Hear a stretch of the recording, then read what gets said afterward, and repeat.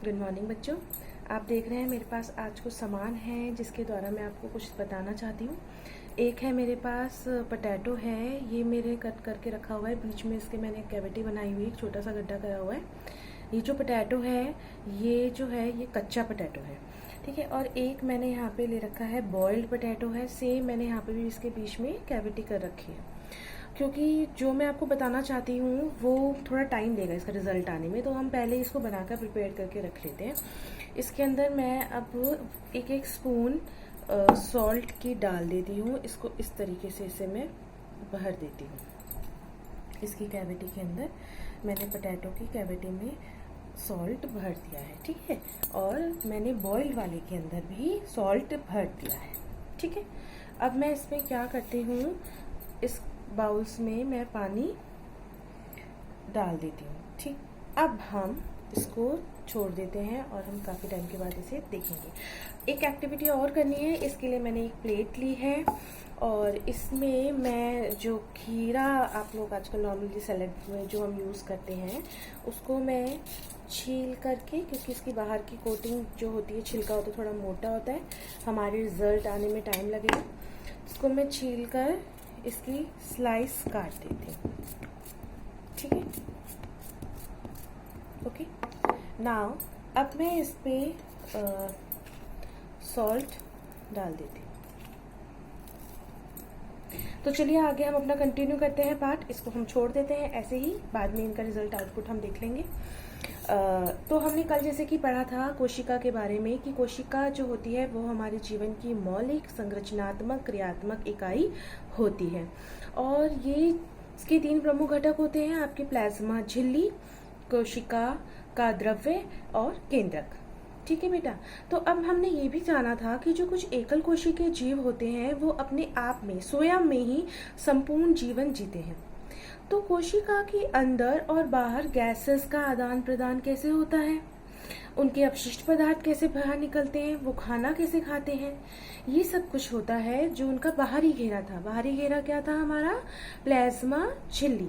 जो प्लाज्मा झिल्ली होती है उसे वर्णनात्मक झिल्ली भी कहा जाता है, क्योंकि आपको पता है ना, आपके स्कूल में जो चौकीदार अंकल होते हैं, चौकीदार भैया होते हैं, वो सिर्फ कुछ लोगों को ही अंदर आने देते हैं, और जो भी इम्पोर्टेंट होते हैं उनके वो उन्हें बाहर नहीं जाने देते, जैसे आपको बीच में बाहर नहीं जाने देते हैं, है ना। वो सिलेक्टिव होते हैं कि कुछ लोग ही अंदर आएंगे और कुछ सिलेक्टिव लोग ही बाहर जा सकते हैं। तो इसी तरह हमारी जो प्लाज्मा झिल्ली होती है वो भी बड़ी सिलेक्टिव होती है, वो भी कुछ ही चीजों को अंदर जाने देती है और बाहर जाने देती है।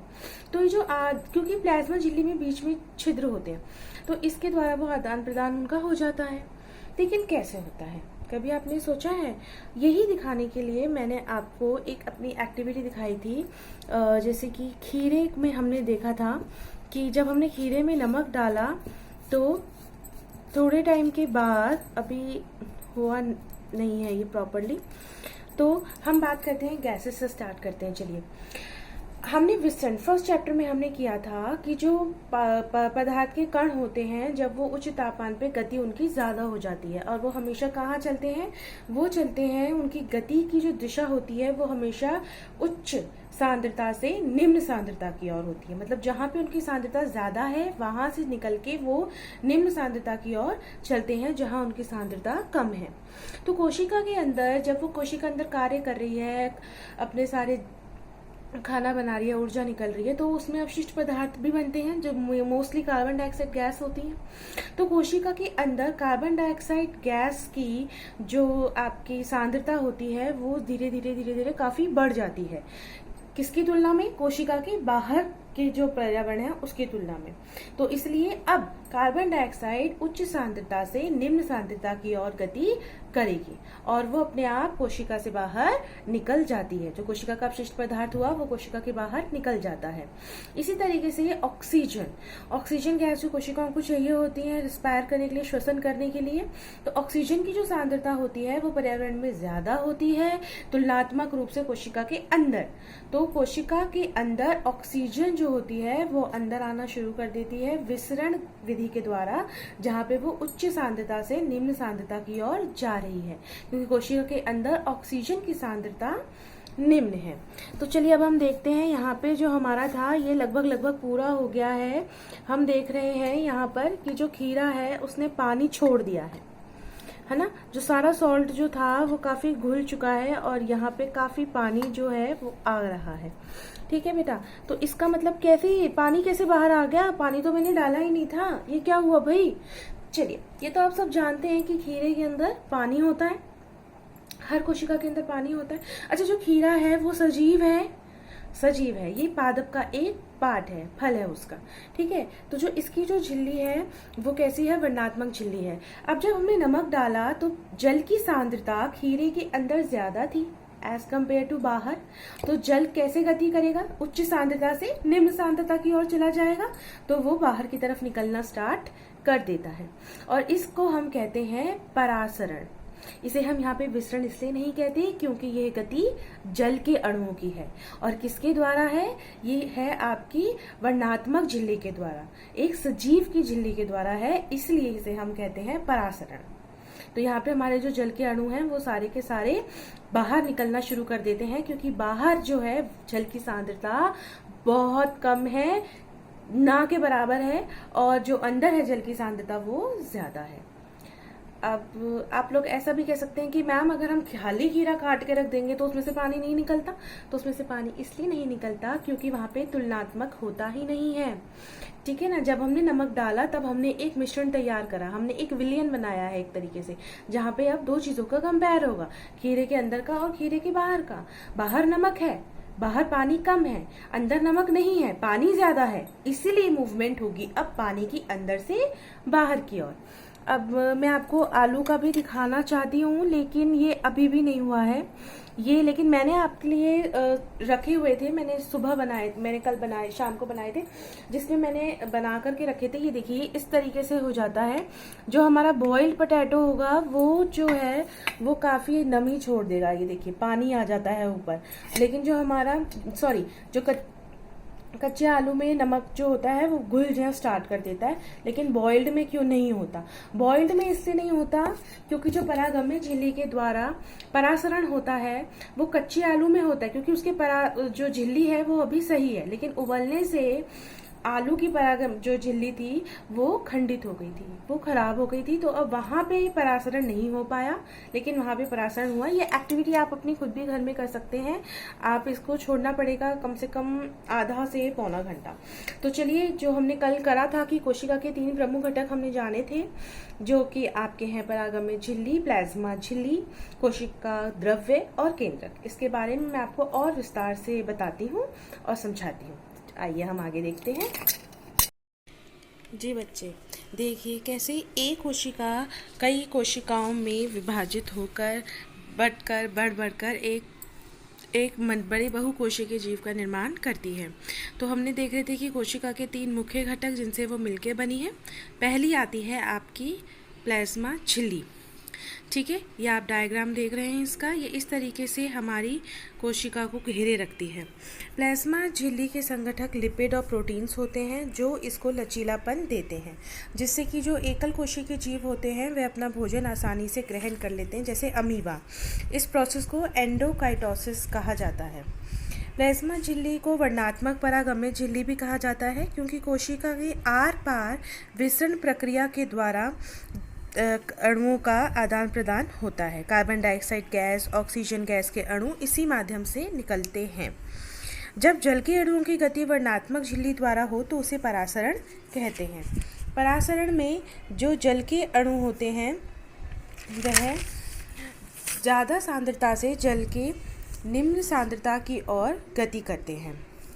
कोशिका भित्ति पौधे, कवक, बैक्टीरिया की कोशिकाओं की अपेक्षाकृत कम तनु विलयन में बिना फटे बने रखती है। अल्प परासरण दाबी विलयन में कोशिका परासरण विधि द्वारा पानी लेती है। कोशिका फूल जाती है और कोशिका भित्ति के ऊपर दबाव डालती है। कोशिका भित्ति भी फूली हुई कोशिका के प्रति समान रूप से दबाव डालती है। कोशिका भित्ति के कारण पादप कोशिकाएं परिवर्तनीय माध्यमों में जंतु कोशिका की अपेक्षा आसानी से सहन सकते हैं। अब देखिए हम कोशिकीय केंद्रक की बात करते हैं। कोशिकीय केंद्रक जो होता है वह प्लाज्मा झिल्ली उसकी अपनी होती है, जिसे यहाँ पे न्यूक्लियर एनवेलप केंद्रक झिल्ली कहा जाता है। इसमें कई छोटे छोटे छिद्र होते हैं और ये दोहरी परत की होती है। केंद्रक में क्रोमोसोम्स होते हैं जो कोशिका विभाजन के समय छड़ आकार के दिखाई देते हैं। क्रोमोसोम्स में आनुवांशिक गुणों की सूचना होती है जो माता पिता से डीएनए अणुओं के रूप में अगली संतति में जाती है। क्रोमोसोम्स डीएनए और प्रोटीन के बने हुए होते हैं। डीएनए के क्रियात्मक खंड को जीन कहते हैं। जो कोशिका विभाजित नहीं हो रही होती उसमें यह डीएनए क्रोमैटिन पदार्थ के रूप में विद्यमान रहते हैं।